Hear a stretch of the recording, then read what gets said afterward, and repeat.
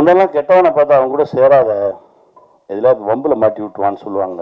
இப்போ அதே வார்த்தையை நல்லவனை பார்த்து சொல்ல ஆரம்பிச்சிட்டாங்க. ஏன் அவங்க கூட சேராத, அவன் ரொம்ப நல்லவன், ஏதோ வம்பில் இழுத்து விட்டுருவான் நீ அப்படின்னு.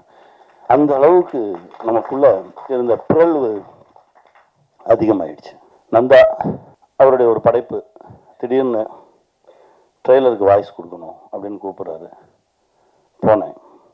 இதற்கு முந்தைய படைப்பு அதே மாதிரி தான். அண்ணே இந்த ஓப்பனிங் வாய்ஸ் கொடுக்கணுண்ணே, யாரோ கேட்டோம், வரேன், அதுக்கும் பேசினேன். அதாவது நந்தாவுக்கு எனக்கும் இடையில ஏதோ ஒரு தொடர்பு இருந்துக்கிட்டே இருந்தது.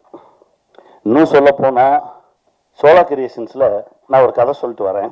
கதை சொல்லிட்டு வெளியே வரும்போது பொன்றாங்க என்ன சொல்கிறார், காலையில் தாண்டா ஒருத்தன் வந்து கதை சொன்னான், நான் ஓகே பண்ணிட்டேனே அப்படின்னாரு. என்ன கதைன்னு அப்படின்னா அதுதான் கல்லூரியின் கதை.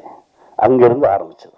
இவர் யார், நம்ம இப்போ போனோம், ஒரு காலையில் ஒருத்தர் வந்து ஓகே பண்ணிட்டு போயிருக்காரு, அவர் யாருன்னு சொல்லி தேடி தான் நான் நந்தாவை பார்த்தேன்.